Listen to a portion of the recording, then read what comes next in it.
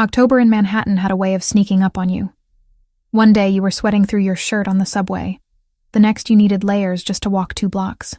Tonight fell somewhere in between, cool enough to justify my leather jacket, but humid enough that I regretted wearing it indoors for the past 4 hours. I stood in the corner of the Plaza Hotel's grand ballroom, camera pressed to my eye, capturing the final moments of the Children's Healthcare Foundation Gala. Through my viewfinder, I watched donors in silk gowns and tailored tuxedos bid farewell to one another, their laughter echoing off the vaulted ceiling decorated with crystal chandeliers that probably cost more than my college education. My shutter clicked in rapid succession as I documented a socialite air-kissing another woman's cheeks, their expressions perfectly practiced for posterity. "That's a wrap, Collins," Jessica, the lead photographer, called out from across the ballroom. She was already packing up her equipment, her movements efficient after 15 years in the business. "Upload looks good. You can head out." I lowered my camera, feeling the familiar ache in my neck from holding the same position for hours. "Thanks. See you Thursday? Corporate headshots at 9. Don't be late." She flashed me a tired smile before returning to her gear. I made my way through the hotel's service corridor, my camera bag heavy on my shoulder. The contrast between the opulent ballroom and the stark, fluorescent-lit hallway always struck me. 2 worlds existing side by side, one meant to be seen, the other designed to remain invisible. I'd spent enough time in both to know which one felt more honest. The service exit opened onto a side street, and I was immediately hit with the reality that the temperature had dropped significantly since I'd arrived at 6. My breath formed small clouds in the air as I hurried toward the parking garage 2 blocks away. The streets were quieter now, just past 11 on a Tuesday night. Most of the city's workforce already home or heading there on packed subway cars. That's when the sky opened up. Within seconds, the light drizzle I'd noticed transformed into a downpour. Cold water soaked through my jacket, plastered my hair to my skull, made my camera bag feel twice as heavy. I broke into a run, cursing myself for parking so far away, trying to shield my expensive equipment from the worst of the rain. By the time I reached the garage, I was drenched. Water squelched in my boots with every step. I could feel my mascara running, probably giving me that raccoon look I'd perfected during my college crying over finals phase. At least no one was around to witness my drowned rat impression. I found my Honda on the 3rd level, a 12-year-old sedan that had seen better days, but got me from point A to point B without complaint. As I approached, I noticed something that made my stomach drop. The passenger window was open. Not all the way. Just the 3 inches I'd left it cracked so Sunny wouldn't overheat while I worked. But now, in the downpour, rain was streaming inside. "No, no, no," I muttered, fumbling with my keys as I rushed to the door. I yanked it open, expecting to find my golden retriever's apologetic face, his fur damp from the moisture getting in. The car was empty. "Sunny?" I called, panic rising in my throat. I checked the back seat, under the seats, even popped the trunk, though I knew there was no way he could have gotten in there. "Sunny!" My hands shook as I spun around, scanning the parking garage. He must have pushed the window down further and squeezed through. But when? How long had he been gone? The gala had been 4 hours long. He could be anywhere in Manhattan by now. I left my camera bag on the passenger seat and took off running, back down the levels, out onto the street. The rain was relentless, making it nearly impossible to see more than 20 feet ahead. I cupped my hands around my mouth and shouted his name, my voice nearly drowned out by thunder rumbling overhead. A flash of golden fur darted across the street 2 blocks down. Relief and terror flooded through me in equal measure. I sprinted after him, my boots splashing through puddles, water streaming into my eyes. I barely registered the honking cars as I ran into the crosswalk, my entire focus on that flash of gold. "Sunny!" I screamed as he disappeared around a corner. I rounded it seconds later, my lungs burning from the cold air and exertion, just in time to see him chasing something. A cat, sleek and black, weaving between pedestrians hurrying to get out of the rain. The cat darted left, toward a restaurant with a green awning, and Sunny followed without hesitation. I pushed myself harder, my legs protesting. "Sunny, stop!" The cat vanished into an alley. Sunny, bless his gentle heart, lost interest immediately. But instead of coming back to me, He did something completely inexplicable. He jumped into an open car door. Not just any car. A black SUV with tinted windows, the kind of vehicle that screamed money and power, parked directly in front of an Italian restaurant I'd photographed for a wedding client once. The restaurant catered to a very specific, very exclusive clientele. By the time I reached the vehicle, stumbling to a stop beside it, I could see Sonny through the open door, settling himself at someone's feet like he'd found exactly where he belonged. "I'm so sorry," I gasped, trying to catch my breath as I leaned into the SUV. "He's never done anything like this before. Sonny, come here, right now." Sonny looked at me, then looked up at whoever he was sitting with, and stayed exactly where he was. That's when I registered the interior of the vehicle. Leather seats the color of expensive cognac, the subtle scent of cedar and something else. Something that reminded me of the cologne counter at department stores I couldn't afford to shop at. And sitting in that back seat, looking at me with an expression somewhere between amusement and curiosity, was possibly the most striking man I'd ever seen. Dark hair, perfectly styled despite the late hour. A face that could have been carved from marble, all strong angles and sharp lines, except for his mouth, which was curved in the barest hint of a smile. He wore a charcoal suit that fit him like it had been made specifically for his broad shoulders, and even sitting down he radiated the kind of presence that made you want to either move closer or back away. I couldn't decide which, but it was his eyes that held me frozen, half in and half out of his vehicle, deep brown, almost black in the dim light, and looking at me with an intensity that made my rain-soaked skin break out in goosebumps. "Your dog?" His voice was low, smooth, with the barest hint of an accent I couldn't quite place. "Yes. I'm so sorry.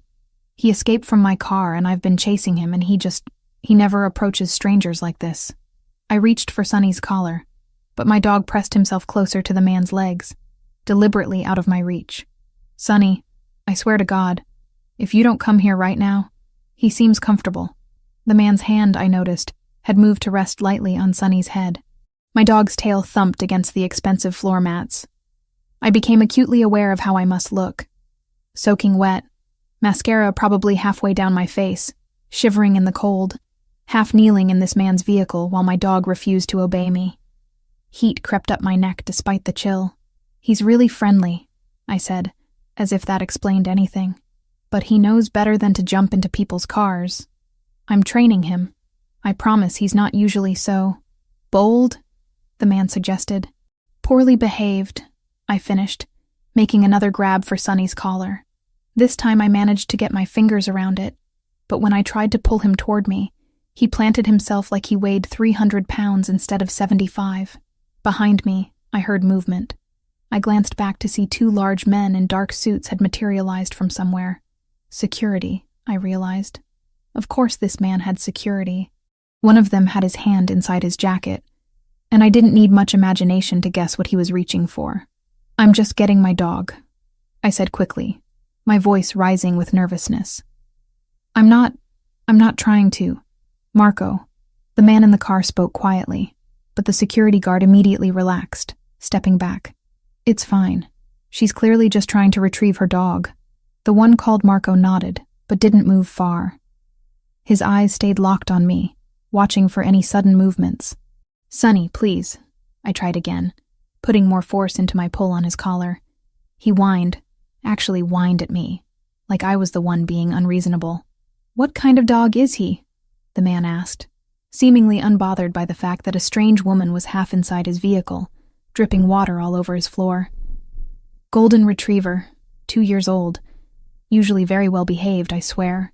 I gave up on pulling and instead tried to maneuver myself into a better position, which resulted in me essentially climbing into the SUV. "I'm so sorry about this. And about the water. I'm getting everything wet. It's just water." He watched Sonny, who was now looking up at him with what I could only describe as adoration. "He trusts me. He doesn't know you. Dogs have good instincts about people." His gaze shifted from Sonny to me. "What's his name?" "Sonny. Because he's, well, golden." It seemed clever at the time. Why was I babbling? I pressed my lips together, trying to regain some composure. "And your name?" I hesitated. There was something about the way he asked. casual but deliberate, that made me wonder if he really just wanted to know, or if there was some other reason for the question. "Megan," I said finally. "Megan Collins." He nodded slowly, like he was filing that information away. "I'm Franco." No last name offered. "Just Franco," said with the confidence of someone who didn't need to provide more context than that. I finally managed to get both hands on Sonny and, with significant effort, pulled him toward the door. He came reluctantly, his nails scraping against the floor mat, still looking back at Franco like I was taking him away from his new best friend. "I'm really sorry about this," I said again, backing out of the SUV with Sonny finally in my arms.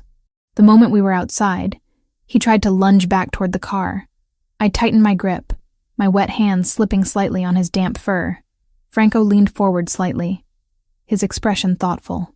"You're soaked. It's raining." I meant it to sound obvious, but it came out more defensive than I intended. "Where's your car?"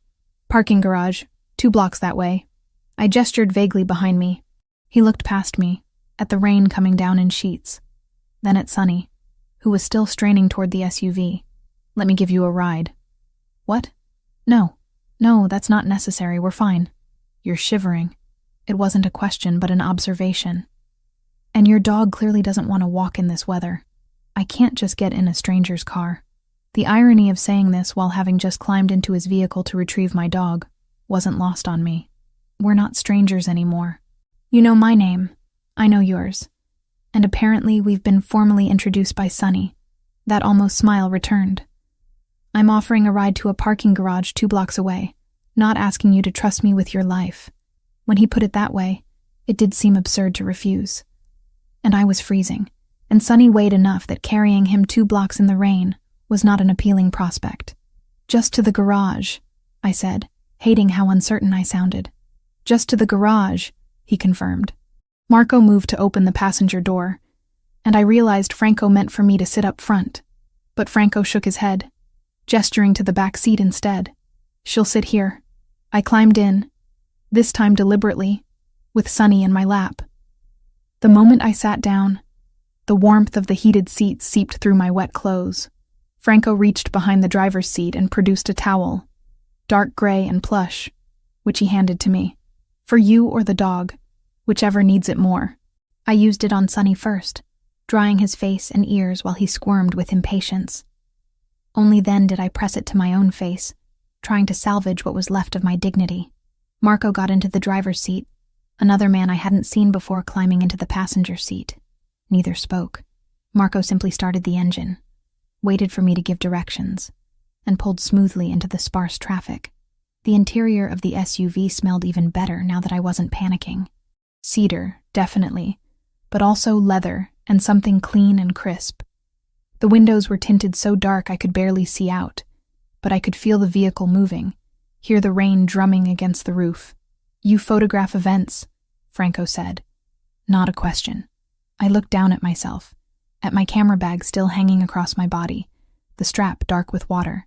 "How did you know?" "The bag. The way you hold yourself. You have the posture of someone who spends a lot of time on their feet, watching rather than participating." He paused. "And there was a gala tonight at the plaza. You're dressed for behind-the-scenes work, not attendance." I didn't know whether to be impressed or unsettled by his observational skills. "Children's healthcare benefit. I'm a freelance photographer." "You enjoy it?" "Most of the time. The hours are unpredictable and the pay isn't great, but I like capturing moments people want to remember." I realized I was still holding the towel and folded it carefully, not wanting to hand it back to him while it was damp with dog water. "What about you? What do you do?" "I have various business interests." Vague, deliberately so. Import, export, real estate. Nothing as interesting as photography. Somehow I doubted that. Everything about Franco, from his vehicle to his security, to the way he carried himself, suggested his business interests were very interesting indeed, just not in ways he wanted to discuss with strangers. We'd already traveled 1 block. I could see the parking garage entrance ahead. Sonny, traitor that he was, had migrated from my lap back to Franco's feet, settling there like it was the most natural thing in the world. Franco didn't push him away. His hand rested on Sonny's head again, absently scratching behind one ear in exactly the spot my dog loved. He really likes you, I observed, unable to keep the surprise from my voice. He's usually nervous around new people. It takes him time to warm up. I had a dog once, a long time ago, also a golden retriever. Something crossed Franco's face, there and gone so quickly I almost missed it. Something that looked like grief. What was their name? His name was Apollo. The past tense hung heavy in the air. He died when I was 15. I'm sorry. I meant it. Anyone who'd loved and lost a dog understood that particular kind of heartbreak. It was a long time ago. He said it like repetition would make it true. The SUV pulled into the parking garage, and Marco navigated to the 3rd level without needing further directions from me. When we reached my Honda, looking even more pathetic next to the luxury vehicle, Marco put the SUV in park, but didn't turn off the engine. "Thank you," I said, opening the door. This time, Sonny came with me without protest, though he looked back at Franco with those soulful eyes that usually earned him extra treats. "Really, I appreciate the ride, and I'm sorry again about him jumping in your car like that. No apology necessary." Franco's dark eyes held mine for a moment longer. "Drive safely, Megan Collins. The roads are slick tonight." I closed the door and hurried to my car, Sonny trotting beside me, apparently having exhausted his rebellious streak for the evening. As I fumbled with my keys, my hands still shaking from cold and adrenaline, I heard the SUV's engine rumble as it drove away. Inside my car, I sat for a moment, processing what had just happened.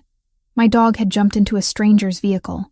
That stranger had been kind about it, given me a ride, and had somehow managed to make the entire bizarre situation feel almost normal. I glanced at Sonny, who was already settled in the passenger seat, looking pleased with himself. "What was that about?" I asked him. His tail wagged, and he had absolutely no answers for me. I started the car, turned the heat on full blast, and began the drive back to my apartment in Queens. But as I merged onto the street, I couldn't shake the image of Franco's face when he'd mentioned Apollo, or the way Sonny had looked at him like he'd found something he'd been searching for. Whatever had just happened, I had the strangest feeling it wasn't over. 3 days passed before I saw Franco again. Though that wasn't entirely accurate. I thought about him more than I cared to admit, about the way Sonny had refused to leave his side, about the grief that had flickered across his face when he mentioned Apollo, about how his security detail had materialized from nowhere, suggesting he was someone far more important than a man with vague business interests in import and export. I tried to push those thoughts aside as I prepared for the Henderson wedding in the Hamptons. It was my biggest booking in months, a full-day shoot for a couple whose combined family wealth could probably buy a small country. The bride had been very specific about wanting a photographer who could capture candid moments, not just pose shots, which meant I'd be moving through the crowd all day, practically invisible while documenting their celebration. The drive out to the Hamptons took nearly 3 hours on Saturday morning, traffic heavy with weekend escapees fleeing the city. I'd left Sonny with my neighbor, Mrs. Park, who adored him and spoiled him with treats I couldn't afford. He'd been acting strange since Tuesday night, sitting by the door at odd hours, whining softly like he was waiting for someone. I'd chalked it up to the excitement of his brief adventure, but part of me wondered if he was looking for Franco. The wedding venue was exactly what I'd expected. A sprawling estate with manicured lawns rolling down to a private beach, white tents billowing in the ocean breeze, flowers everywhere in shades of cream and blush. The kind of place that existed in a completely different universe from my Queens apartment with its temperamental radiator and neighbor who played bass at 2 a.m. I arrived early to scout locations and test lighting, my camera bag heavy on my shoulder as I moved through the property. The wedding coordinator, a woman named Patricia who spoke in clipped, efficient sentences, walked me through the day's schedule. Ceremony at 4, cocktail hour on the terrace at 5, reception in the main tent at 6:30. "The guest list is very exclusive," Patricia informed me, her tone suggesting I should be impressed. Several notable families from the city. The Hendersons wanted someone who could be discreet. I assured her discretion was part of my job description, which seemed to satisfy her.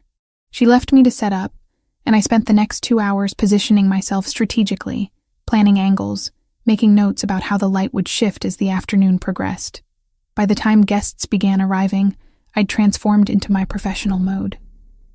Camera raised, eye to the viewfinder, I became part of the background. People rarely noticed the photographer after the first few minutes, which was exactly how I preferred it.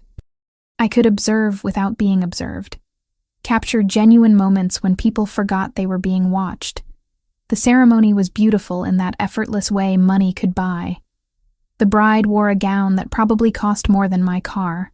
The groom looked properly emotional as she walked down the aisle, and the sun cooperated by painting everything in golden light. I moved through the crowd, my shutter clicking steadily, building the narrative of their day frame by frame. It was during cocktail hour that I saw him. I was crouched beside a flower arrangement, trying to capture a candid shot of the bride's grandmother, when someone moved into my peripheral vision. Tall, commanding presence, dark suit that fit perfectly. Something about the way he carried himself made me lower my camera and look directly at him. Franco stood near the bar, a glass of what looked like whiskey in his hand, deep in conversation with an older man I didn't recognize. He hadn't seen me yet, and I took the opportunity to study him in this different context. He looked the same as he had Tuesday night, that same controlled elegance. But here, surrounded by the wealthy and powerful, he didn't stand out. He blended perfectly, which somehow made him more intriguing. This was his world, I realized. These were his people. As if sensing my gaze, he turned his head and our eyes met across the crowded terrace. Recognition flashed in his dark eyes, followed by something that might have been pleasure. He said something to his companion, then began moving through the crowd toward me. I straightened quickly, suddenly self-conscious about my casual black pants and long-sleeve shirt, my camera hanging around my neck like a neon sign announcing I didn't belong here. Megan Collins. He stopped in front of me, that almost smile playing at his lips. I didn't expect to see you here. I'm working. Photographing the wedding. I gestured unnecessarily at my camera. I didn't know you'd be here either. Family friend of the groom's father. I couldn't decline the invitation. His gaze moved over me, assessing but not inappropriate. How's Sonny? The fact that he remembered my dog's name sent an unexpected warmth through my chest. He's good. Still acting a little strange, though. I think his adventure Tuesday night affected him more than I realized. Strange how? He keeps sitting by the door, waiting for something, I think. I paused, debating whether to say more, or someone. Something shifted in Franco's expression, a softening around his eyes. Dogs remember kindness. He probably associates me with getting out of the rain and finding somewhere warm. Maybe. I didn't mention that Sonny had been in dozens of cars before, and never acted the way he had with Franco. Are you enjoying the wedding? The ceremony was beautiful. The bride's dress was particularly impressive. He said it with just enough sincerity that I couldn't tell if he actually cared or was simply making conversation. You're capturing it well. I saw you during the ceremony. You have a good eye for moments. You were watching me work. The idea made me strangely self-conscious. I was watching the wedding. You happened to be part of it. He took a sip of his whiskey, his eyes never leaving mine. Tell me about Sonny. You mentioned he was rescued? The shift in topic caught me off guard. Yes. From a shelter in Brooklyn about 6 months ago. He was scheduled to be euthanized in 2 days when I found him. I felt that familiar tightness in my throat thinking about how close I'd come to never meeting Sonny. His previous family abandoned him when they moved to an apartment that didn't allow dogs. They just left him tied to a pole outside the shelter with a note. Franco's jaw tightened almost imperceptibly. People can be cruel. They can. But he's happy now. Spoiled, even. I adjusted my camera strap, needing something to do with my hands. What about Apollo? You said he died when you were 15. What happened? For a long moment, I didn't think he'd answer. His gaze moved past me, toward the ocean visible beyond the tents, and something painful crossed his face. There was a fire at our summer house. He woke me up, barking, scratching at my door. By the time I got out, the whole first floor was engulfed. His voice was carefully controlled, each word measured. He went back inside. I was trying to get back in too when the firefighters arrived and held me back. They found him later near my mother's room. He'd been trying to reach her. My chest constricted. Franco, I'm so sorry. My mother was already dead. Heart attack in her sleep. She never knew about the fire. But Apollo, he tried to save her anyway. He looked back at me. His expression shuddered now. I was 15. I blamed myself for years, thinking if I'd gotten to him faster, if I'd been able to pull him out. It wasn't your fault. Logically, I know that. But logic doesn't always override emotion. He finished his whiskey in one swallow. I haven't had a dog since. Couldn't bring myself to risk that kind of loss again. We stood in silence for a moment, the sounds of the cocktail hour washing over us. Laughter, clinking glasses, string quartet playing something classical. Here we were, surrounded by celebration, discussing grief and loss. "Collins!" Jessica's voice cut through the moment. She was waving at me from across the terrace, pointing at her watch. "We need you for the family formals." I turned back to Franco, suddenly reluctant to end this conversation. "I have to go. Work calls." "Of course." He reached into his jacket and pulled out a business card, different from the one he'd given me before. This one had his name, a phone number, and an address in the financial district. "I have a business proposition for you. Corporate photography work. Are you available this week?" I took the card, surprised. "What kind of corporate work?" "Headshots for our website. Some office photos. Nothing elaborate, but I'd rather hire someone I know can deliver quality work." He paused. "And someone whose dog showed excellent judgment and character." Despite everything, I smiled. Using Sonny as a reference, he seemed like a good judge of character. That almost smile appeared again, transforming his face in a way that made my pulse quicken. "Are you interested?" I should have been more cautious. Should have questioned why a man with his obvious resources would hire a freelance photographer he'd met under bizarre circumstances 3 days ago. But the pragmatic part of my brain was already calculating how much I could charge for corporate work, how that would help with my perpetually tight budget. "Yes, I'm interested." "Good. Call my office Monday morning. We'll set up a time." He inclined his head slightly, a gesture that seemed almost old-fashioned. "Enjoy the rest of the wedding, Megan." He disappeared back into the crowd before I could respond, leaving me standing there with his business card in my hand and a strange flutter in my stomach that had nothing to do with hunger. The rest of the wedding passed in a blur of activity. I photographed the family formals, the grand entrance, the first dance, the cake cutting, but part of my mind kept returning to Franco, to the pain in his voice when he'd talked about Apollo, to the way he'd looked at me like he was seeing something beyond just a photographer doing her job. By the time I packed up my equipment at 11 that night, exhausted and with a memory card full of images, I'd convinced myself I was reading too much into a simple business transaction. Franco needed a photographer. I needed work.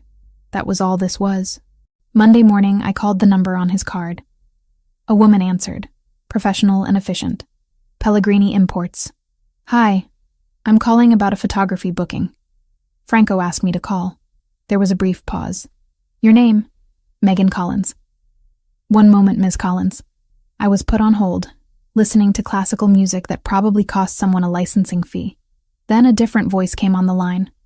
Male, younger than Franco. "Ms. Collins, this is Vincent Rossi, Mr. Pellegrini's assistant. He mentioned you'd be calling.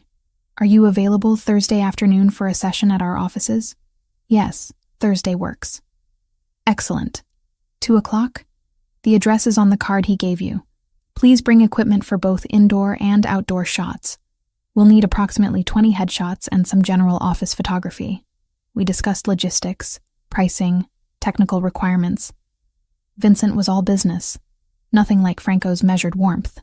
When I hung up, I had a job that would pay more than I usually made in 2 weeks, scheduled for 3 days from now. Thursday afternoon, I arrived at the financial district address 15 minutes early, my equipment bags making my shoulders ache. The building was modern glass and steel, the kind of place where everyone looked important and purposeful. The lobby directory listed Pellegrini Imports on the 14th floor. The elevator ride up felt longer than it should have. I used the mirrored walls to check my appearance, making sure I looked professional. Black pants, gray blazer, minimal makeup, hair pulled back. I wanted to look competent, serious, not like someone who'd been dripping wet in the back of his SUV a week ago. The offices were sleek and modern, all glass walls and clean lines. A receptionist directed me to a conference room where I could set up. I was arranging my lights when Franco walked in. He wore a navy suit today, white shirt, no tie. His hair was slightly damp, like he'd recently showered, and he carried the scent of his cologne that I remembered from the car. That cedar, and something else I couldn't quite identify. Megan, thank you for coming. He closed the conference room door behind him, and suddenly the large space felt much smaller. Vincent briefed you on what we need? Yes. Headshots and some office shots. Pretty straightforward. I finished adjusting a light, then turned to face him. Should we start with you since you're here? Actually, I'm not one of the subjects. The headshots are for my team. I prefer to stay off the website. Of course he did. A man who introduced himself with just a first name wouldn't want his face plastered on a corporate website. But I'd like to stay and observe if that's acceptable. Make sure the images match what we need. What he meant was, he wanted to make sure I could actually do the job he'd hired me for. Fair enough. The next 2 hours passed in focused work. Vincent brought in employees one by one, and I photographed them against the simple backdrop I'd set up. Franco watched from a corner of the room, occasionally making quiet suggestions, but mostly just observing with that intensity that made me hyper-aware of every movement I made.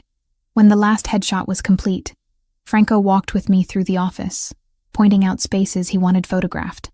The main floor with its glass walls and city views. The break room that looked more like an upscale cafe. A conference room with a table that could seat 20. I worked methodically, aware of Franco's presence behind me, following at a respectful distance. He didn't speak unless I asked questions, but I could feel his attention like a physical weight. These are good, he said, when I showed him some of the shots on my camera's display screen. Better than I expected. You didn't think I could do corporate work? I didn't know. You photograph events, weddings. This is different. Not that different. It's still about capturing spaces and people in their best light. I moved to a window, framing a shot of the city skyline visible from the 14th floor. Tell me about Pellegrini Imports. What do you import? Various goods. Textiles from Italy, wine, olive oil, some specialty furniture. He said it smoothly. The practiced answer of someone who'd explained his business many times. My grandfather started the company 60 years ago. My father expanded it. Now it's my responsibility. There was something in his tone when he mentioned his father. Not grief exactly, but a weight, a burden. That's a lot of legacy to carry. It is. He moved to stand beside me at the window, close enough that I could feel the warmth radiating from him. But it's also an honor. My family built something lasting. I intend to maintain it. We stood there for a moment, looking out at the city. Manhattan stretched before us, vast and indifferent. Millions of lives playing out in the buildings below. From this height, it all seemed manageable, contained. But I knew better. The city could swallow you whole if you weren't careful. The photos should be ready by early next week, I said, stepping back from the window and from his proximity. I'll send you a link to a private gallery where you can select which ones you want. Excellent. He turned to face me fully. Would you like to have dinner? To discuss the photos, and as thanks for accommodating my schedule on short notice.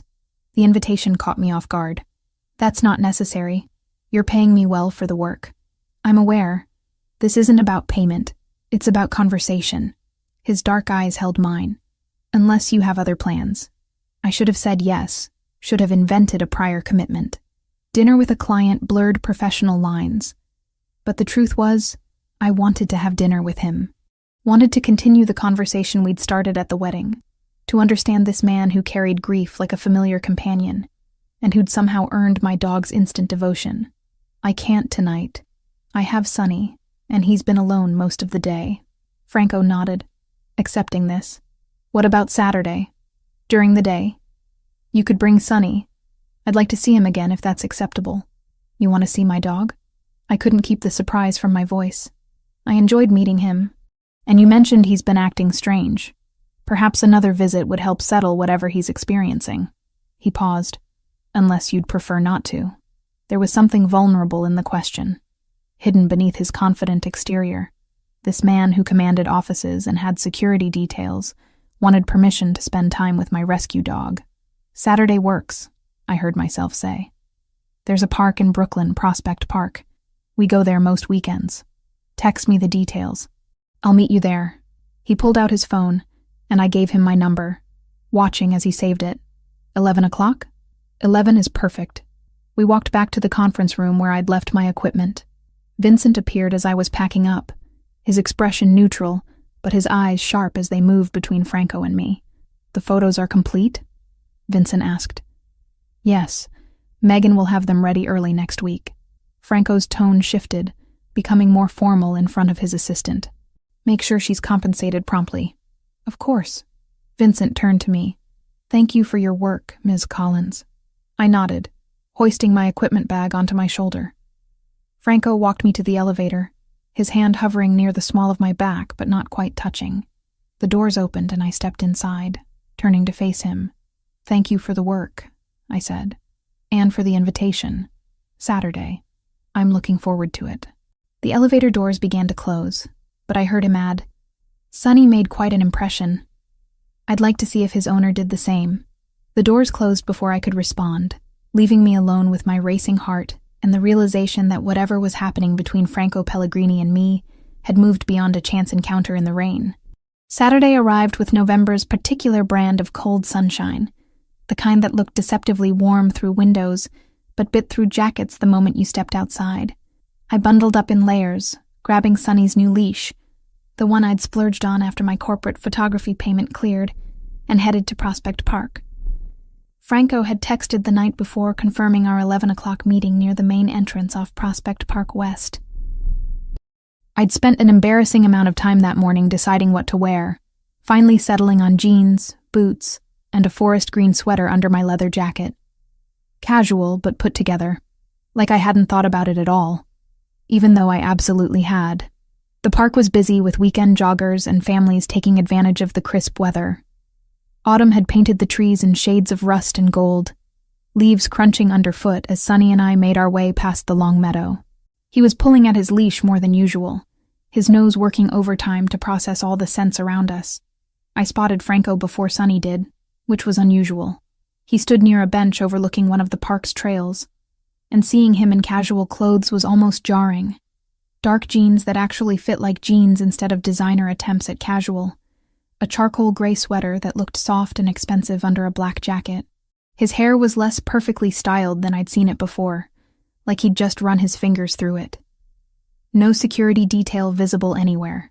Then Sonny caught sight of him, and all hell broke loose. My 75-pound golden retriever transformed into a guided missile, yanking the leash so hard I nearly dropped it. He let out a bark of pure joy and took off running, dragging me stumbling behind him. "Sonny, no! Stop!" My commands fell on completely deaf ears. Franco turned at the commotion, and his expression shifted from surprise to genuine amusement, as Sonny barreled toward him like they'd been separated for years instead of a week. At the last second, I managed to brace myself, but Sonny didn't slow down. He launched himself at Franco with such enthusiasm that Franco actually had to take a step back to absorb the impact. "I'm so sorry," I gasped, finally catching up and grabbing Sonny's collar. "He's never like this. I swear he has manners, just apparently not around you." Franco was laughing, actually laughing, as he knelt down to Sonny's level. My dog was practically vibrating with excitement, his tail a golden blur, his whole body wiggling as he tried to lick Franco's face. "It's fine. I'm glad to see you too, boy."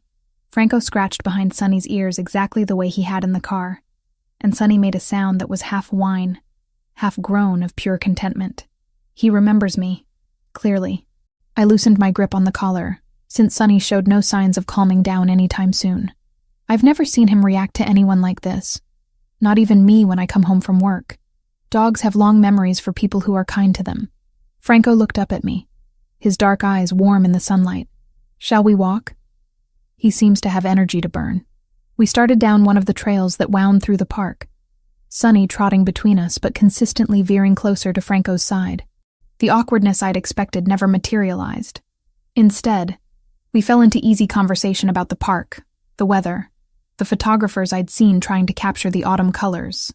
"How did the photos turn out, from the office?" Franco asked after we'd been walking for about 10 minutes. "Good." Vincent approved them all. "The payment cleared yesterday, actually. Thank you for that. You earned it. The quality was excellent." He glanced at me. "Have you always wanted to be a photographer?" "Not always. I studied marketing in college, actually. Photography was just a hobby at first. Something I did to relax between classes. I watched Sunny investigate a particularly interesting tree. After my parents died, I needed something that felt meaningful, capturing moments people want to remember, preserving memories. It helped me process losing them. How long ago did they pass? 3 years. Car accident on their way back from visiting me in Boston. I'd just graduated and moved there for a job. The familiar weight settled in my chest. They were supposed to stay one more day, but my mom had a doctor's appointment she didn't want to miss. If I'd just insisted they stay, that's not your fault. Franco's voice was gentle but firm. You can't hold yourself responsible for timing and circumstances beyond your control. Logically, I know that. But logic doesn't always override guilt.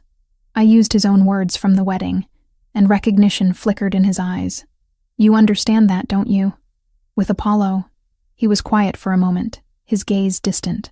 Yes, I understand exactly.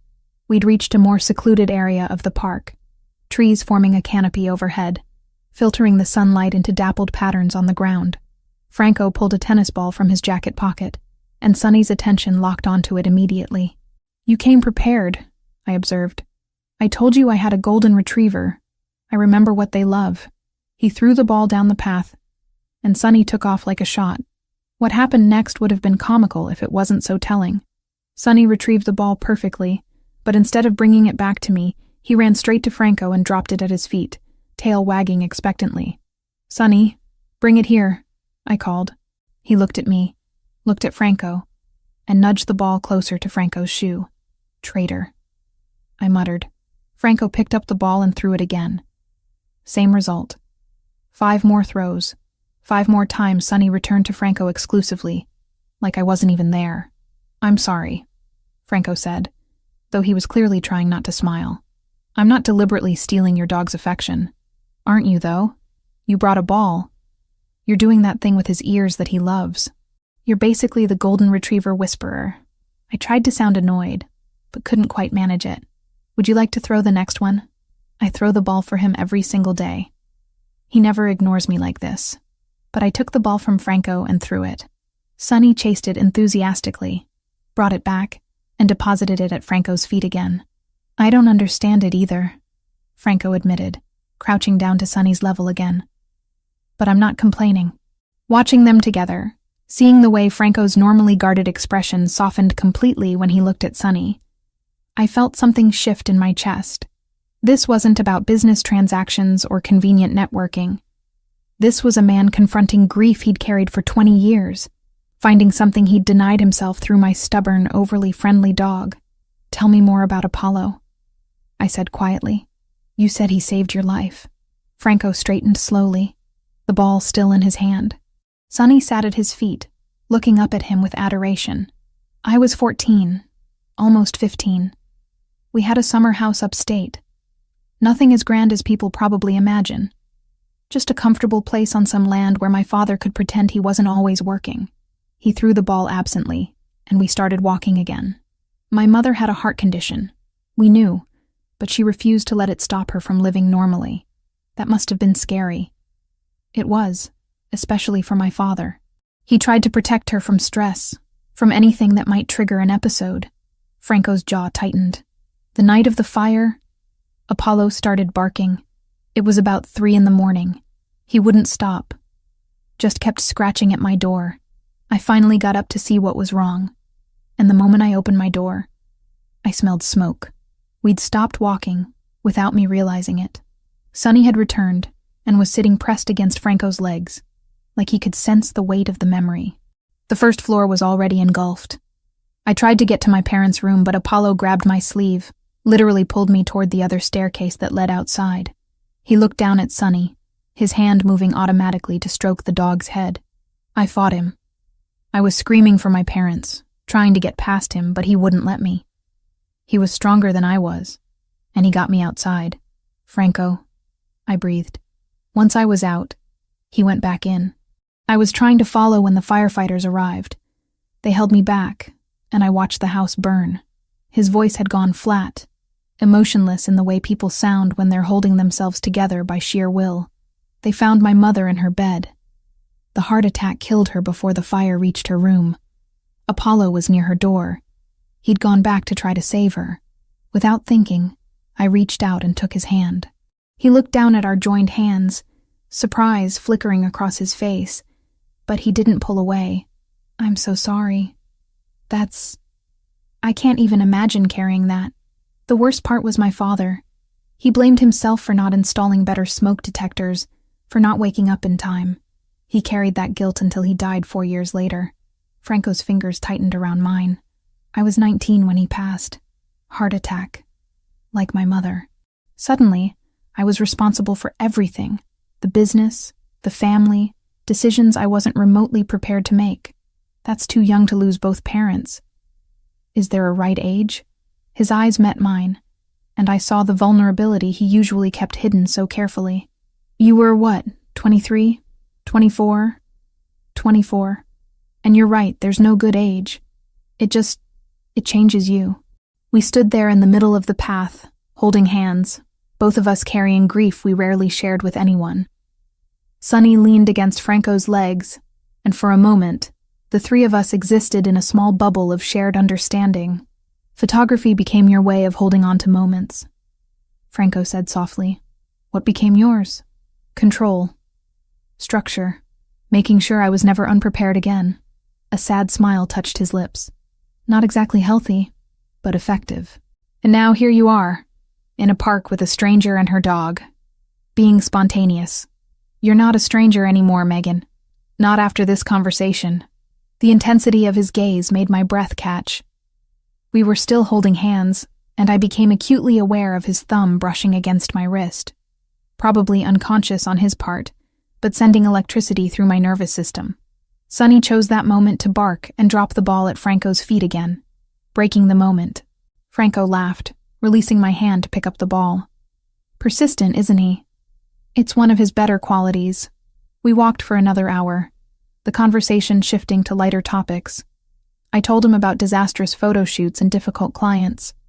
He shared carefully edited stories about the import business, always keeping things vague but engaging. By the time we ended up at a small cafe near the park's edge, my cheeks hurt from smiling, and Sonny was finally starting to show signs of tiring out. The cafe had outdoor seating, and we claimed a table with a heat lamp. Franco ordered an espresso.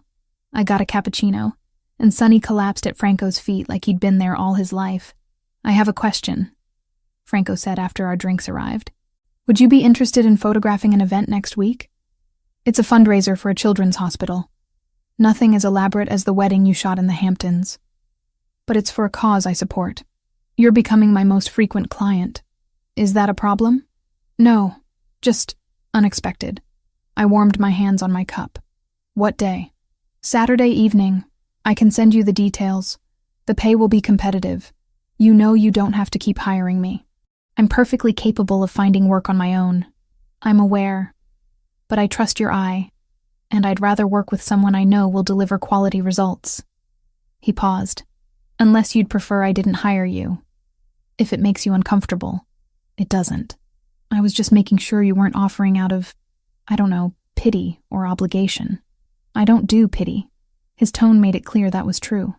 "And my only obligation is to the hospital that will receive the fundraiser proceeds." We finished our coffee as the afternoon light started to change, turning everything golden. When it was time to leave, Sonny threw an absolute fit.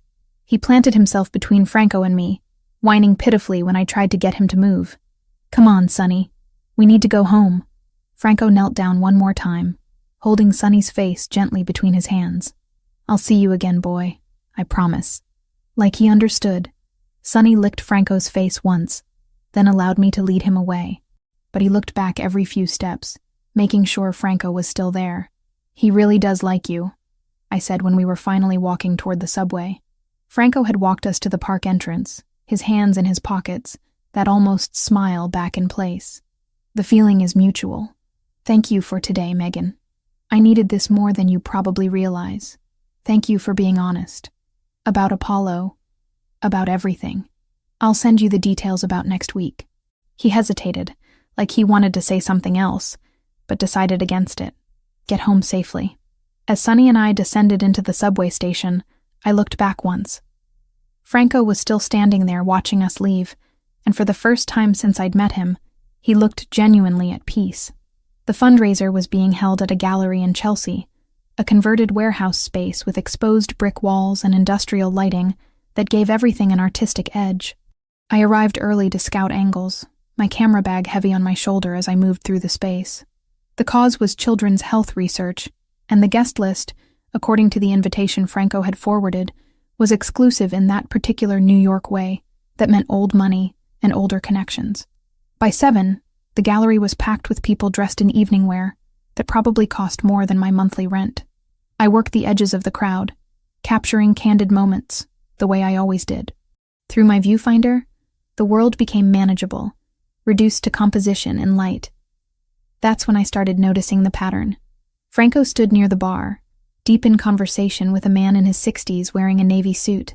As I watched, 3 separate people approached him, each one demonstrating a particular kind of deference. Not the polite respect you'd show any wealthy donor, but something deeper. Something that looked like fear wrapped in courtesy.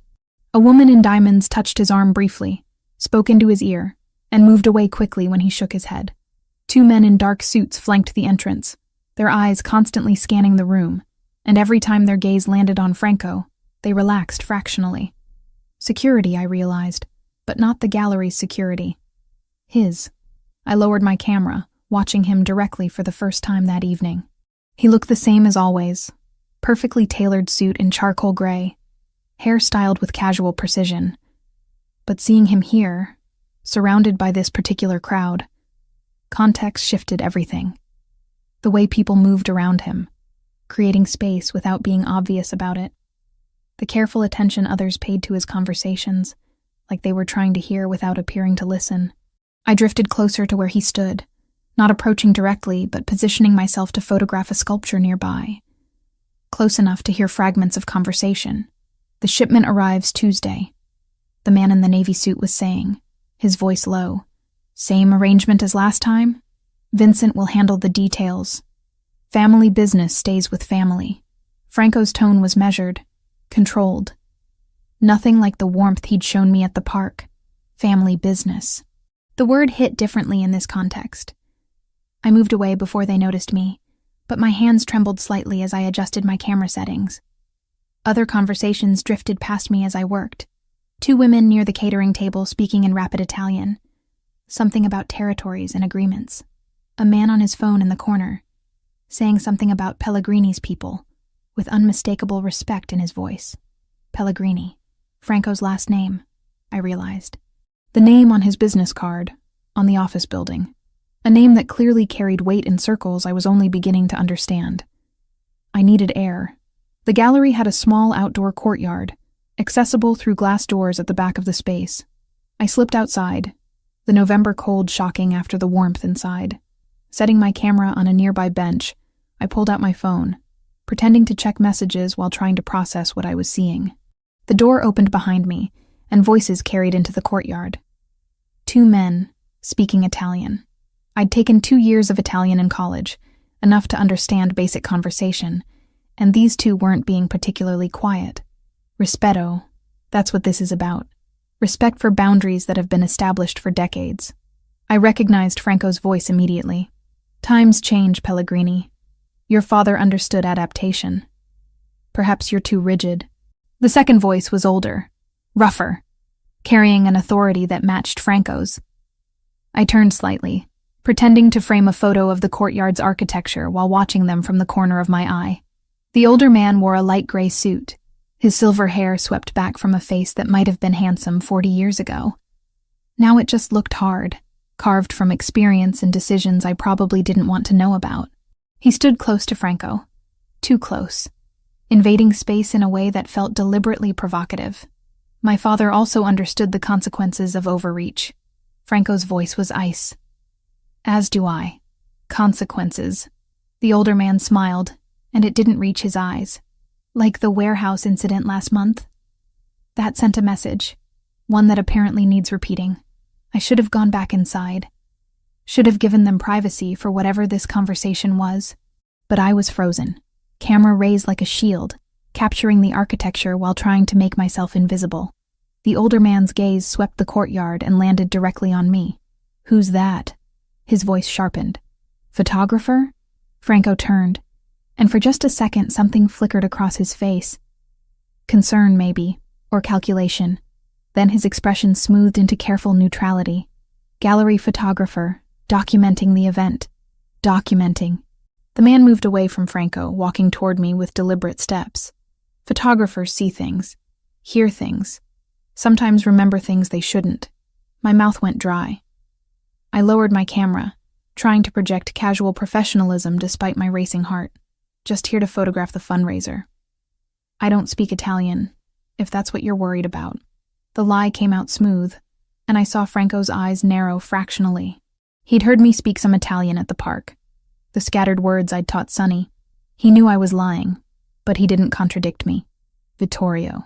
Franco moved between us, not obviously protective, but definitely creating a barrier. "The photographer is contracted for the evening. Nothing more." Vittorio studied me for another long moment, his gaze calculating in a way that made my skin crawl. Then he smiled, showing too many teeth. "Of course. Just an evening's work. Though I hope you're well compensated, young lady. In my experience, people who see too much without proper compensation tend to have accidents." The threat was barely veiled. I forced myself to hold his gaze, to not show how terrified I suddenly was. "I'm just doing my job." "We all are." He turned back to Franco. "Think about what I said, Pellegrini. Adaptation or stagnation? Your choice." He walked back inside, leaving Franco and me alone in the cold courtyard. For several seconds, neither of us spoke. I could hear my own heartbeat, loud in my ears, mixing with the distant sound of music and conversation from the gallery. "You understood what we were saying." Franco's voice was quiet, certain. "No point denying it now. Some of it. Enough. Then you understand why I need to speak with you.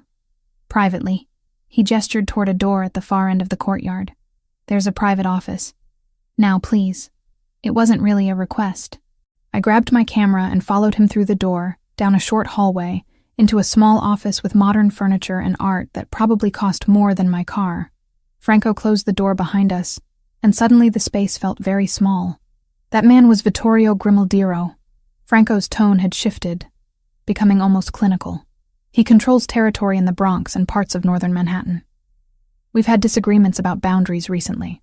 Disagreements. I echoed the word, my voice sounding strange to my own ears. "Like the warehouse he mentioned?" Franco moved to lean against the desk, arms crossed. "You need to understand something, Megan. What I told you before about import business and real estate, that's all true, but it's not complete. Because you're in the Mafia." Saying it out loud felt surreal, like dialogue from a movie I'd accidentally walked into. That's not a word we use, but essentially, yes. My family. The Pellegrini family. We've controlled certain operations in this city for 3 generations. Import, export, construction, private security. Some of it's completely legitimate. Some of it exists in gray areas, and some of it is outright illegal. The confirmation should have sent me running. Instead, I found myself setting my camera down carefully, buying time to think. "Why are you telling me this?" "Because Vittorio saw you. He knows you were at an event with me, possibly heard our conversation. That makes you a variable he'll want to assess." Franco's jaw tightened. "In my world, unknown variables are dangerous. To him and to you. Are you threatening me? I'm protecting you." The vehemence in his voice surprised me. Vittorio has a reputation for eliminating problems. If he thinks you know something that could be useful to his rivals or dangerous to his operations, he'll either try to buy your cooperation or ensure your silence permanently. The room tilted slightly. I reached out to steady myself against a chair. "This is insane. I was just taking pictures." "I know. And I'm sorry you've been pulled into this. But you need to decide right now what you want to do." "Decide what?" Franco straightened, moving closer but stopping before he entered my personal space. "Option 1. You leave. Cut all contact with me, with this world. I'll provide security to make sure Vittorio knows you're not a threat, that you were just a photographer who happened to be in the wrong place. After a few weeks, He'll lose interest, and you'll be safe. And option 2, you acknowledge what I am, what this world is, and you let me protect you properly. Because whether you want it or not, you're now associated with me in Vittorio's mind. That won't disappear just because you stop taking my calls. I sank into the chair, my legs suddenly unreliable. Through the door, muffled by walls and distance, I could hear the fundraiser continuing. Normal people doing normal things while I sat in an office with a man who just confirmed he was exactly what I'd started to suspect. Tell me honestly, I said, looking up at him. Do you hurt innocent people? Franco met my gaze directly. I protect my family and my territory. Sometimes that requires violence. I don't apologize for that. But I don't traffic drugs. I don't exploit children. I don't harm people who aren't part of this world unless they threaten what's mine first. He paused. I'm not a good man, Megan. I've done things I'm not proud of, but I have a code, and I don't cross certain lines. That's not exactly reassuring. It's honest, which is more than most people in my position would give you. I thought about Sonny's instant devotion, about the grief Franco carried for Apollo, about how gentle he'd been in the park. Those things were real too, not just facades hiding a monster. People were complicated, capable of both protection and violence, both tenderness and ruthlessness. I need time to think, I finally said. Take tonight. But Megan, understand that Vittorio knowing about you changes things. Whether you choose to walk away or not, I'm assigning someone to watch your apartment. Make sure you're safe. Just for a few weeks, until he loses interest. You're going to have me followed? The violation of privacy should have angered me more than it did. I'm going to keep you alive. His voice softened. You can refuse the association with me. Refuse anything more between us. But I won't apologize for making sure Vittorio doesn't see you as a useful target. We stood there in that small office, the reality of his world settling around us like winter fog. I'd known, somewhere in the back of my mind, that Franco was dangerous, but knowing intellectually, and having it confirmed, standing in a room with him after watching him face down another dangerous man, that was different. That was choosing with open eyes. I should get back to work, I said, standing on shaky legs. People will notice I'm gone. Franco nodded, stepping aside to let me pass. But at the door, his hand caught mine briefly. Whatever you decide, thank you for today.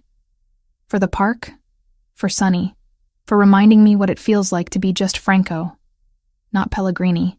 I squeezed his hand once, then slipped back into the gallery, back into the role of invisible photographer. But everything looked different now, cast in the knowledge of what I'd just learned. The fundraiser continued around me, elegant and civilized on the surface, while underneath ran currents of power and danger I was only beginning to understand. By the time the event ended, I'd made my decision. Not about Franco, not yet, but about whether I was brave or foolish. Maybe both. 2 weeks passed in a strange limbo where my life continued almost normally, except for the black SUV that followed me to every job. It stayed back, never intrusive, but always there. A constant reminder that I'd stepped into a world that didn't let you leave just because you wanted to. I kept working, photographed a corporate holiday party in Midtown, a small wedding in Brooklyn, headshots for an actress who couldn't afford the high-end photographers. My career didn't stop just because Franco Pellegrini had assigned someone to shadow my movements. If anything, knowing Vincent or one of his people was watching made me more determined to prove I could handle my own life. Then the flowers arrived. I came home on a Tuesday evening, arms full of equipment from a day shoot, and found them sitting outside my apartment door. An elaborate arrangement, the kind you see at funerals. All white lilies and roses, probably $200 worth of flowers with a small card tucked into the center. My hands shook as I pulled out the card. The message was written in Italian, but I understood every word. Photographers with curious eyes sometimes lose their vision permanently. Consider this friendly advice. No signature. None needed. I stood in my hallway, staring at those beautiful, threatening flowers, feeling my carefully maintained composure crack. This was real. Vittorio Grimaldiro wasn't going to forget I'd been in that courtyard, wasn't going to let me fade quietly into irrelevance. I left the arrangement in the hall and went inside, locking my door with trembling fingers. Sonny met me at the entrance, but instead of his usual enthusiastic greeting, he pressed against my legs, whining softly. His ears were flat against his head, his tail tucked. He kept looking at the door like something dangerous lurked just beyond it. "It's okay, boy. We're safe inside." But my voice sounded unconvincing even to my own ears. I tried to settle into my normal evening routine. Fed Sonny, though he barely touched his food. Uploaded photos from today's shoot, though my hands kept shaking on the keyboard. Made tea I didn't drink. Every sound from the hallway made both of us jump. At 8:30, someone knocked. Sonny's response was immediate and terrifying. He lunged at the door, barking with a ferocity I'd never heard from him before. His hackles raised, teeth bared. This wasn't my gentle golden retriever. This was a dog sensing genuine danger. "Megan, it's Franco. Open the door." I grabbed Sonny's collar, pulling him back while I checked the peephole. Franco stood there with Vincent flanking him, and 2 other large men I didn't recognize positioned behind them. All of them looked grim. I opened the door, and Franco's eyes immediately went to the flowers still sitting in the hallway. Something dangerous flashed across his face. Inside. Now. He moved past me, his security following. And suddenly my small apartment felt impossibly crowded. Vincent closed the door while Franco crouched down to Sonny's level. My dog stopped barking immediately, pressing against Franco instead, still trembling but finding comfort in his presence. The flowers arrived when? Franco's voice was controlled, but I could hear the anger underneath. Maybe an hour ago. "I found them when I got home. Did you touch them besides removing the card?" "No." "Why?" "Vincent." Franco held out his hand, and Vincent passed him a pair of latex gloves. Franco pulled them on and carefully lifted the arrangement, examining the base, the stems, even the water in the vase. After a thorough inspection, he set it down. Clean. No tracking device, no poison. Just a message. "A very clear message," I said, my voice steadier than I felt. Franco straightened, removing the gloves. "Pack a bag. You're coming with me tonight." "Excuse me? This isn't a request, Megan." Vittorio just escalated from watching to active intimidation. The next step is action, and I'm not giving him the opportunity. Every independent instinct I possessed rebelled. I'm not abandoning my home because of some flowers and a threatening note. I've dealt with worse. Have you? Franco moved closer, his intensity focused entirely on me. Have you dealt with someone who has the resources and willingness to make threats like this a reality? Because I've seen what Vittorio does to people he considers problems. It doesn't end with flowers. I can't just leave. I have work, clients, a life here, which you can continue from a secure location. I have a townhouse in the Upper West Side. You'll have your own room, your own space. You can keep working, keep your clients, keep your independence. The only difference is you'll be somewhere Vittorio can't reach you easily. I wanted to refuse. Wanted to prove I didn't need protection. Didn't need Franco swooping in to save me. But Sonny whined again, pressing harder against Franco's legs. And I realized my dog had been acting strange all evening. Nervous, unable to settle, refusing food. Animals sensed things humans rationalized away. Just for a few days, I heard myself say. Until he loses interest. Until the situation is resolved, Franco corrected. That might take longer than a few days. How much longer? He exchanged a look with Vincent. Depends on how reasonable Vittorio decides to be. Could be weeks. I can't impose on you for weeks. You're not imposing. You're accepting protection I'm offering because I refuse to have your safety on my conscience. His jaw tightened. Please, Megan. Don't make this harder than it needs to be. The please did it. Franco Pellegrini didn't strike me as a man who said please often. I packed quickly, grabbing clothes, toiletries, my laptop and backup drives. Everything I needed to keep working. Sonny stayed glued to Franco's side the entire time, calmer than he'd been since I got home. The townhouse was beautiful in an understated way. No ostentatious displays of wealth, just quality everywhere you looked. Hardwood floors, comfortable furniture, art that looked original but not showy. Franco gave me the full tour, showing me a bedroom easily twice the size of my entire studio apartment, with an attached bathroom that had a soaking tub and separate shower. There's an office across the hall, he said, opening another door to reveal a desk, multiple monitors, high-speed internet setup, everything a photographer could need for editing. I had Vincent set it up this afternoon. You can work here without interruption. You planned this before the flowers even arrived. I planned for multiple scenarios. This was always the most likely. He gestured down the hallway. My bedroom and office are on the first floor. You won't be disturbed unless you want company. There's food in the kitchen. Help yourself to anything. My housekeeper, Teresa, comes daily. She knows you're a guest and to respect your privacy. It was all so carefully thought out, giving me space while keeping me protected. I should have felt grateful. Instead, I felt trapped by good intentions and circumstances beyond my control. The first few days were awkward. Franco left early for work, returned late. We'd pass in the hallway, exchange polite greetings, nothing more. He was giving me the space he'd promised, respecting boundaries I'd barely articulated. But Sonny had no such reservations. The moment Franco came home, my dog abandoned me completely, following Franco around like he'd found his true owner. I kept working, edited photos from recent jobs, took video calls with clients, even did a small shoot in the neighborhood with Vincent trailing discreetly behind. My career continued uninterrupted, which helped maintain some sense of normalcy in this bizarre situation. It was the third night when things shifted. I'd been editing wedding photos until almost 2 a.m, perfecting the color balance on a particularly tricky indoor shot. My eyes burned from staring at the screen, and I needed water. The townhouse was silent as I made my way downstairs to the kitchen, my bare feet quiet on the hardwood. The living room was dark except for the city lights filtering through the windows. I almost didn't see Franco sitting there on the sofa, a glass of amber liquid in his hand, still dressed in his work clothes minus the jacket and tie. Sonny was sprawled at his feet, asleep.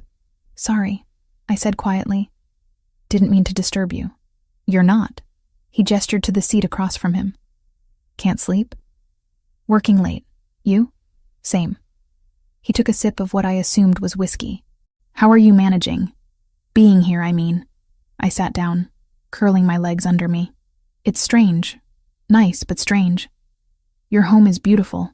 It's a house, not quite a home." He said it matter-of-factly, like stating the weather. "Homes require more than just occupancy." "You live here alone?" "Most of the time. Vincent stays sometimes when we're working late. But yes, generally alone." The admission hung between us. Here was Franco Pellegrini, powerful enough to have security details and multiple properties, admitting to loneliness in a way that felt almost vulnerable. "That must be hard," I said softly. "Being surrounded by people all day but still alone. It's the cost of this life. Trust is expensive in my world, and genuine connection is nearly impossible. People either fear you or want something from you. Sometimes both." He looked at me directly. "You're the first person in years who sees me as just Franco. Not Pellegrini, not the head of a family, just a man who happened to give you a ride in the rain, and who my dog decided to adopt as his new favorite person." A ghost of a smile touched his lips. "Sonny has good instincts." We sat in comfortable silence for a moment, the darkness making it easier to be honest. "I understand loneliness," I finally said. "After my parents died, I had people around me all the time. Friends offering support, distant relatives suddenly interested in my life, but none of them understood what it felt like to have your entire foundation ripped away. To realize that control was an illusion, and everything could change in an instant. So you became a photographer. So I became someone who captures moments before they disappear. Someone who controls the frame, the composition, the story being told." I pulled a throw pillow onto my lap, needing something to hold. "It's probably not healthy, but it's how I cope. We all have our ways." Franco set his glass down on the table between us. "I built structures, systems, rules. If I could control my environment perfectly, if I could anticipate every threat and eliminate every variable, then maybe I could prevent the kind of loss I experienced. But you can't eliminate every variable. No, you can't." His gaze held mine in the dim light. "Sometimes the most important variables are the ones you never planned for." The weight of what he wasn't saying pressed against my chest. I was a variable he hadn't planned for. Sonny was a variable.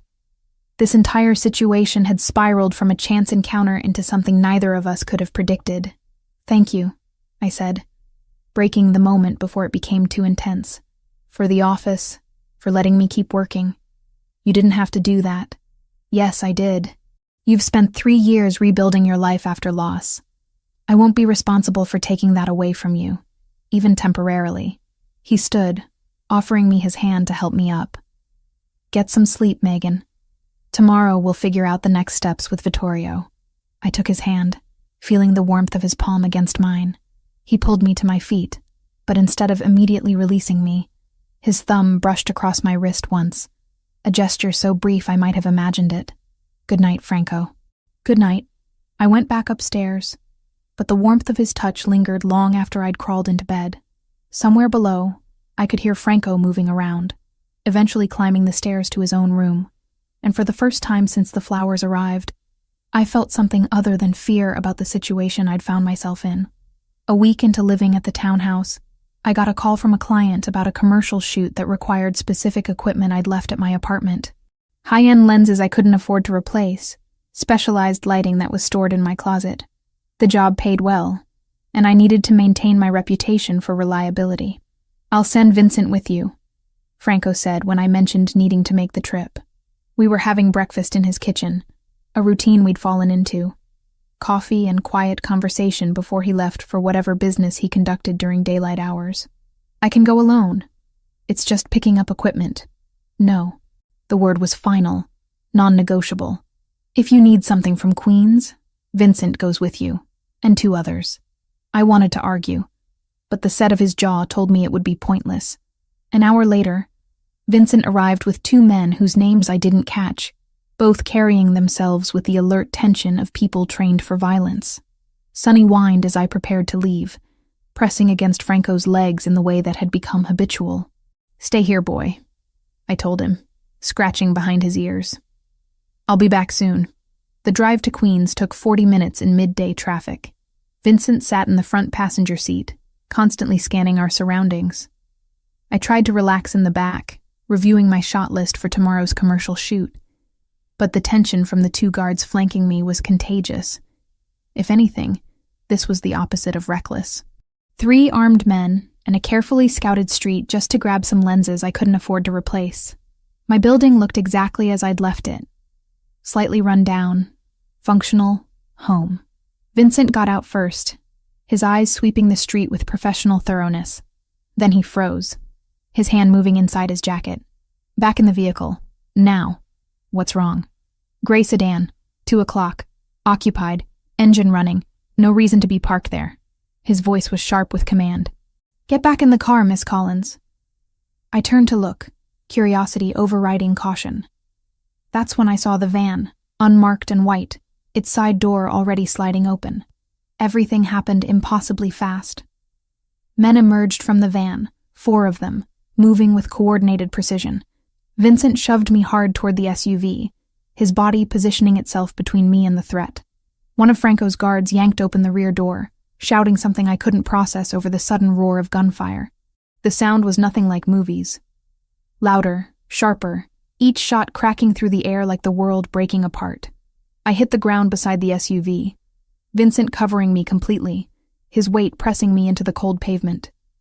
Something warm and wet splashed onto my shoulder. "Stay down!" Vincent's voice was strained, different. "Don't move!" More gunshots, these from Franco's other guards returning fire. Screaming from somewhere, maybe from me. The acrid smell of gunpowder. Vincent's breathing harsh and labored against my ear. Then engines roaring, tires squealing, the attackers retreating as suddenly as they'd appeared. Silence crashed down like a physical thing. "Vincent?" I tried to turn under his weight. "Vincent, are you okay?" "Been better." He pushed himself up with visible effort, his left arm hanging useless at his side. Blood soaked through his jacket, spreading dark across the expensive fabric. "You hit?" "No. No, I'm fine." My voice sounded strange, too high, shaking. "You're bleeding. Oh God, you're bleeding so much." "Flesh wound." He swayed slightly, caught himself against the SUV. "Get her inside," he told the other guards. Lock the doors. Franco's already been notified. One of the guards, the one with the scar above his eyebrow, was on his phone speaking rapid Italian. The other helped me into the vehicle, his hands surprisingly gentle despite their size. Through the window, I watched Vincent lean against the car, his face pale but composed. Like taking a bullet was just another day at the office. Franco arrived in under 10 minutes, 3 more vehicles with him. I watched through the tinted window as he took in the scene, his expression transforming into something terrible and cold. He spoke to Vincent briefly, then came to the SUV, yanking the door open. "Are you hurt?" His hands were on my face, my shoulders, checking for injuries with clinical efficiency. "I'm fine." "Vincent, he took the bullet." "Franco, he saved my life." "I know." His jaw was so tight I could see the muscle jumping. "We're going to a doctor. Not a hospital. A private facility. Don't speak to anyone about what happened." The doctor operated out of a brownstone in Brooklyn, asking no questions as he laid Vincent on an examination table and cut away his bloody shirt. The bullet had gone through clean, missing bone and major arteries, but the damage was still significant. I stood against the wall, unable to look away as the doctor worked, stitching muscle and skin with practiced efficiency. "He'll need weeks to recover properly," the doctor said to Franco. "No physical activity, physical therapy starting in a week." He was lucky. Lucky. Vincent had thrown himself in front of a bullet meant for me, and he was lucky. After the doctor finished, Franco drove us back to the townhouse himself. Vincent dozed in the passenger seat, drugged with pain medication. I sat in the back, my hands still shaking, blood dried on my jacket sleeve. At the townhouse, Franco settled Vincent in a guest room, arranging for around-the-clock care despite Vincent's protests that he was fine. When Vincent finally fell into medicated sleep, Franco took my hand and led me to his study, closing the door behind us. "This ends now." His voice was controlled fury, barely contained. "I'm getting you out of New York. New identity, new city, enough money to start over anywhere in the world. I have contacts in 3 continents who can make you disappear so thoroughly not even Vittorio's resources could find you." "What?" "No. This isn't negotiable, Megan. Vincent took a bullet today. Next time it could be you. I won't risk that. I'm not running away." I pulled my hand free, anger finally cutting through the shock and fear. "And you don't get to make that decision for me. Someone has to keep you alive since you clearly won't prioritize your own safety." "My safety?" "I was getting equipment for work. I was trying to maintain the life I built. I'm not letting Vittorio Grimaldiro take that from me, and I'm sure as hell not letting you send me away like I'm some problem to be solved." We stood facing each other, both of us breathing hard, the day's violence still crackling between us like electricity. "I can't lose you." The words came out raw, stripped of the control he usually maintained so carefully. "Do you understand that? The thought of Vincent's bullet being yours? The thought of identifying your body because I couldn't protect you? I can't live with that. Then don't send me away." I moved closer, my hands finding his chest, feeling his heart racing beneath my palms. "Protect me by letting me stay. By trusting that I'm strong enough to handle this." His hands came up to frame my face, his thumbs brushing my cheekbones. "You shouldn't have to handle this. You should be photographing weddings and living your quiet life and never knowing people like Vittorio exist. Too late. I know now. And I'm still here. Still choosing this. Choosing you." Something broke in his careful control. He kissed me like he'd been holding back for weeks, which he probably had. His mouth was demanding, desperate, tasting like fear and relief and something deeper I didn't have words for yet. I kissed him back with equal desperation, channeling the terror of the day, the adrenaline still flooding my system, into the slide of lips and the tangle of breath. We broke apart, breathing hard, his forehead pressed against mine. "Not like this," he said, his voice rough. "Not when you're running on adrenaline and trauma. You deserve better than post-crisis chemistry." "Franco, tomorrow. Ask me again tomorrow when your hands stop shaking and you've had time to process what happened today. If you still want this, want me, then we'll talk." He stepped back, putting space between us despite the visible effort it cost him. "I promise I'll resolve this with Vittorio. Soon. But tonight, you need rest and time to think clearly." He left me standing in his study, my lips still burning from his kiss, my heart racing for entirely different reasons than fear. Through the walls, I could hear Vincent's occasional groan of pain, a constant reminder of the violence that had erupted into my previously safe existence. I should have been terrified. Should have taken Franco's offer to disappear.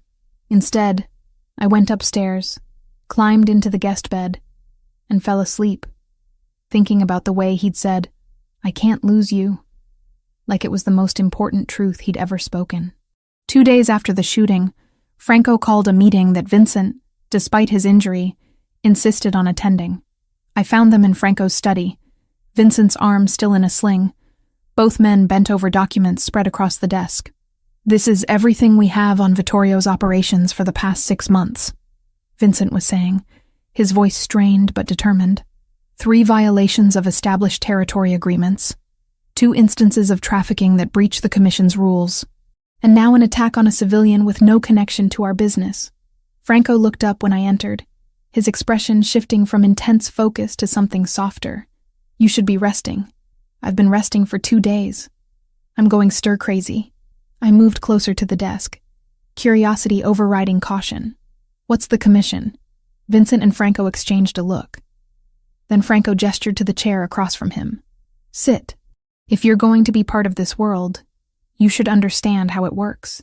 For the next hour, he explained the structure that had governed organized crime in New York for nearly a century. 5 families, each with their territory and operations, all answering to a governing body called the Commission.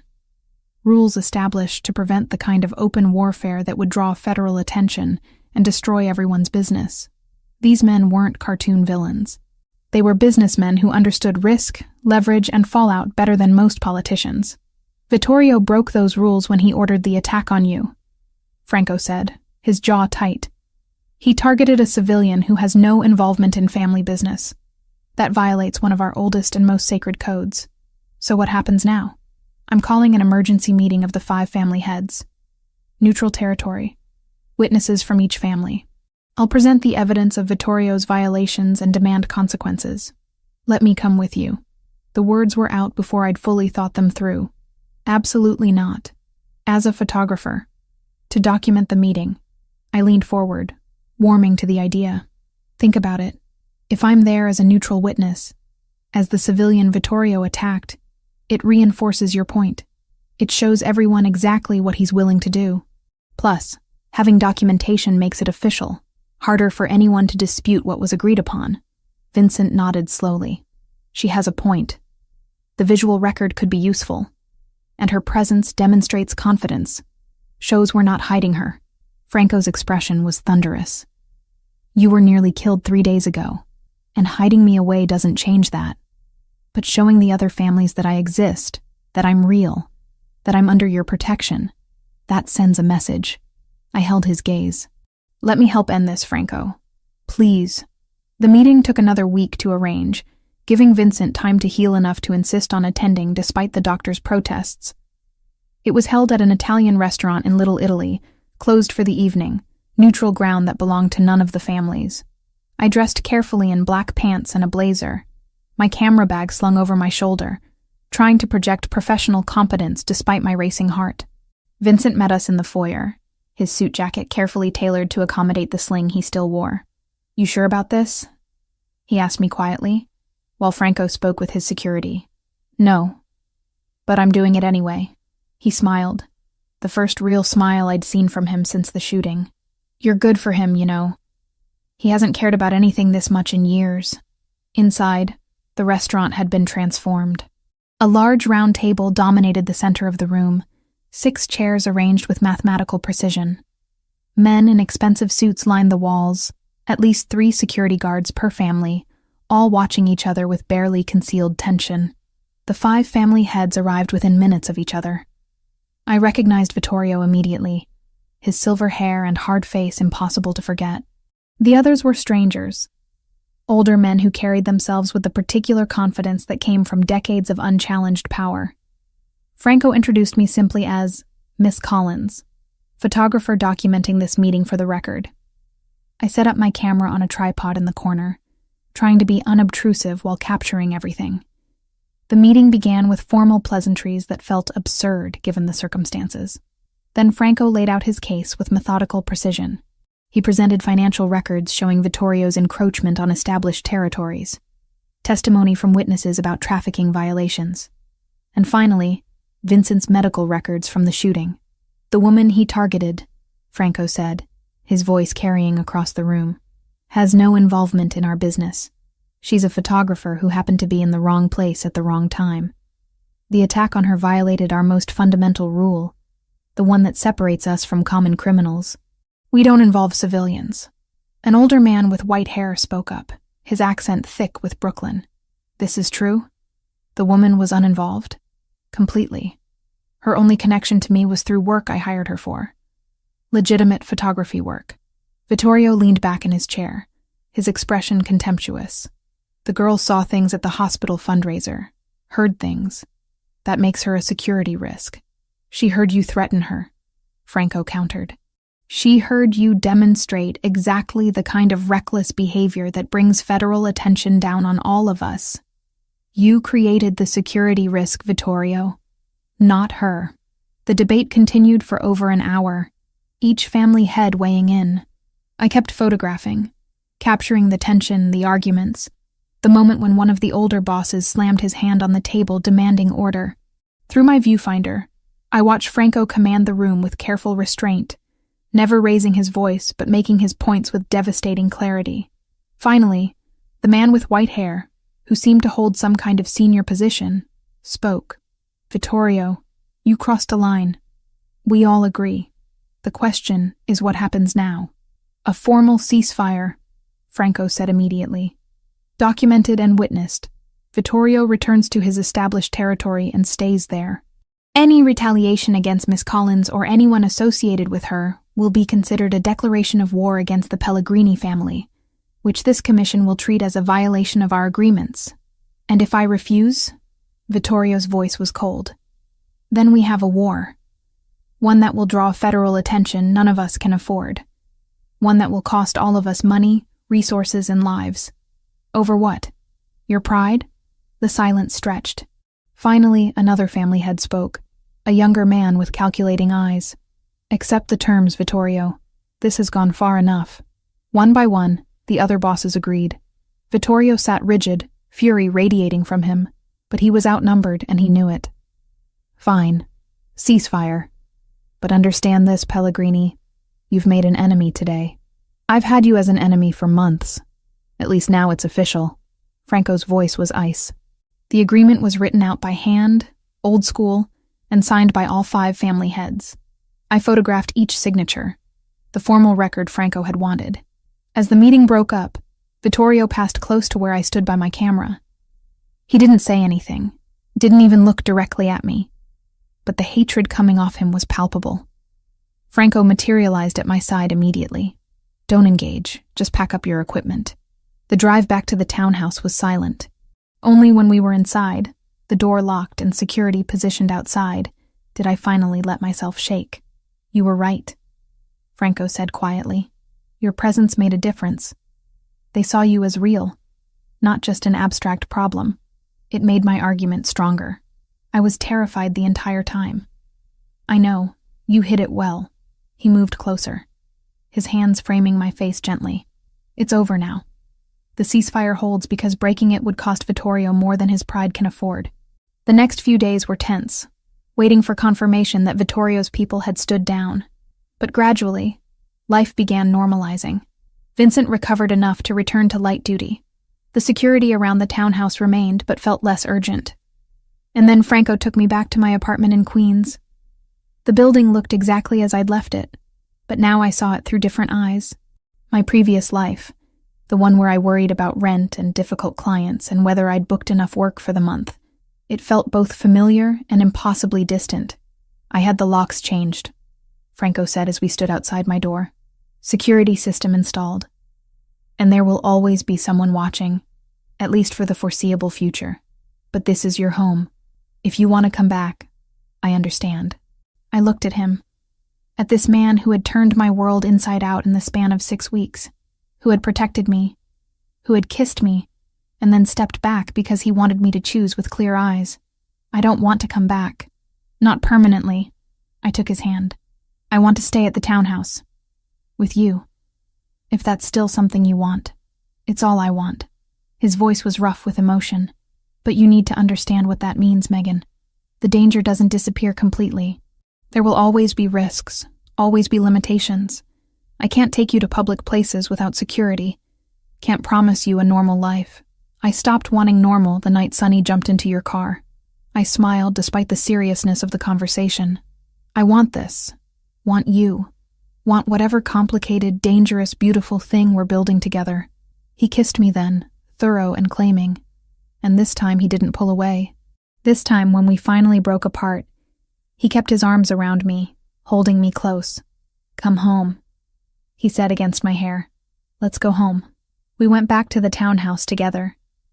I kept my apartment as a backup, as storage, but my life had shifted to that beautiful house on the Upper West Side. I continued my photography work, booking weddings and corporate events and everything in between. Vincent, recovered now except for occasional stiffness in his shoulder, often accompanied me to shoots, claiming it was security protocol. But I suspected he just enjoyed getting out of the office. And Franco, who had spent years keeping people at a distance, slowly let me in. Not all at once, but in careful increments. Late-night conversations in his study. Quiet dinners where he talked about his father and the weight of legacy. Mornings where Sonny would wake us both by jumping on the bed, demanding attention from the man he'd chosen before either of us understood why. The danger never completely disappeared. It couldn't, not in Franco's world, but we'd found a way to exist within it. To build something real in the spaces between the threats and the careful negotiations of power. It wasn't the life I'd imagined 6 weeks ago when I'd been chasing my dog through a rainstorm. It was better. 3 months after the commission meeting, December arrived with the kind of cold that made even native New Yorkers huddle deeper into their coats. I stood in Franco's kitchen, watching Teresa arrange platters of food with the precision of someone who'd been doing this for decades. "You're nervous," she observed, not looking up from the antipasto she was assembling. "That obvious? You've rearranged those wine glasses 4 times. She smiled warmly. "Don't worry. They'll love you." Franco's family gathering was an annual tradition, Teresa had explained. Cousins, aunts, uncles, business associates who'd become family over decades of shared history, all gathering to celebrate the holidays in a house that would soon be filled with the kind of controlled chaos only Italian families could create. Franco appeared in the doorway, looking unfairly handsome in dark jeans and a navy sweater. Sonny immediately abandoned the rawhide bone he'd been working on to press against Franco's legs, tail wagging. "Still betraying me for him, I see," I said to my dog.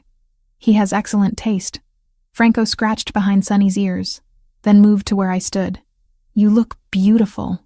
I'd agonized over what to wear before settling on a deep burgundy dress that Teresa had assured me struck the right balance between festive and appropriate. Franco's hands settled on my waist, pulling me close. "I'm terrified," I admitted quietly. "What if they hate me?" "Impossible. But even if they did, it wouldn't matter. You're here because I want you here. Because you're part of my life now." He pressed a kiss to my forehead. "Besides, Vincent already told half of them about the commission meeting. You're practically legendary." Vincent had recovered fully, the only reminder of his injury, an occasional stiffness when the weather turned cold. He'd started dating one of the nurses from the private facility where he'd been treated, much to Franco's amusement. The doorbell rang, signaling the first arrivals. Within an hour, the townhouse was filled with people. Older couples who regarded Franco with obvious affection, mixed with younger cousins who treated him with careful respect. Children ran through the hallways while adults gathered in clusters, switching between English and Italian with fluid ease. Franco kept me close, introducing me to what felt like dozens of relatives. His Aunt Rosa, a formidable woman in her 70s, studied me with sharp eyes before pulling me into a hug that smelled like expensive perfume and garlic. "So, you're the photographer," she said in accented English. "Franco talks about you constantly. Very unusual for him. I hope that's a good thing. He's been alone too long. Needed someone to remind him there's more to life than business." She patted my cheek. "You do that. I see it in his face." Vincent arrived with his girlfriend, a petite brunette named Maria, who immediately bonded with me over our shared experience of being outsiders entering this world.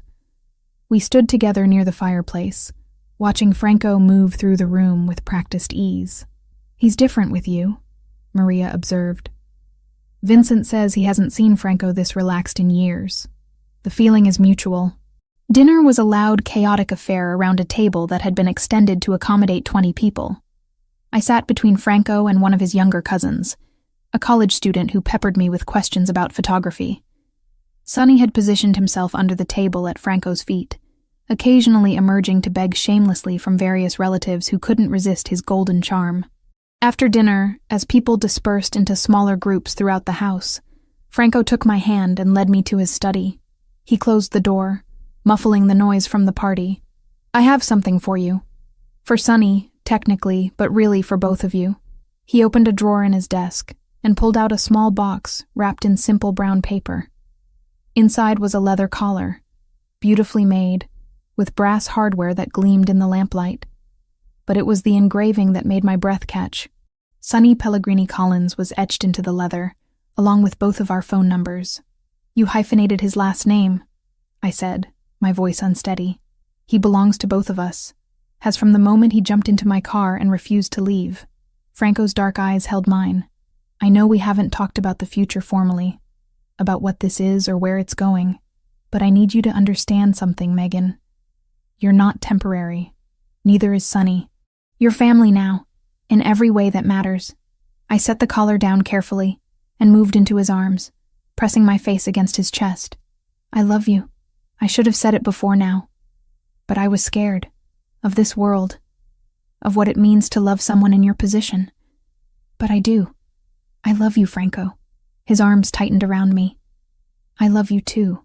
Have since you stood dripping wet in my car, apologizing for your badly behaved dog who was actually showing better judgment than either of us realized." We stood there for a long moment, holding each other while the party continued outside the door. Eventually, we returned to our guests, but something had shifted. The last barrier between us had fallen. Later that night, after everyone had left and Teresa had finished cleaning up despite my offers to help, Franco and I sat in the living room with Sonny between us on the sofa. The dog wore his new collar proudly, having posed for approximately 30 photos, while various relatives cooed over him. "Your family was wonderful," I said, curled against Franco's side. "Especially Rosa. She told me about your mother. She was my mother's best friend. Helped raise me after the fire." His fingers traced patterns on my shoulder. "She approves of you, which is significant. Rosa doesn't approve of anyone easily. Vincent seems happy with Maria. He deserves it. Not many people would take a bullet and never question the decision." Franco was quiet for a moment. "I've been thinking about next steps. The business needs someone who understands both the legitimate operations and the other aspects. I want to gradually transition more toward legal enterprises, and I'd like Vincent to eventually take over the rest." "You're thinking about getting out?" "Not completely. That's impossible. But minimizing involvement, yes. Focusing on the import business, the real estate holdings, building something that doesn't require constant vigilance against people like Vittorio." He looked down at me. "Building something stable. For us." The implication hung in the air, heavy with possibility. A future where we could be together without the constant shadow of danger. Where the biggest threat might be a difficult client, or a rained-out photo shoot instead of rival families and territorial disputes. "I'd like that," I said softly. "Though I have to admit, Sonny might be disappointed. He's gotten used to the attention from your security team." As if understanding, Sonny's tail thumped against the sofa. Franco laughed, the sound rich and genuine. And I realized this was what I'd wanted from the beginning. Not the wealth or the protection, or even the intensity of his focus. Just this, Franco at peace, surrounded by the people he loved, building something that could last. Outside, snow had started falling, coating the city in white. Inside, we sat together, a family formed not by blood but by choice, by a golden retriever's inexplicable devotion, and two people brave enough to love each other, despite every reason not to. It wasn't the life I'd planned 3 months ago when I'd chased Sonny through that rainstorm. But watching Franco smile down at our dog, feeling the solid warmth of him beside me, I couldn't imagine wanting anything different. We'd found each other in the chaos, and somehow, impossibly, we'd built something beautiful from it. And that was more than I'd ever dared to hope for.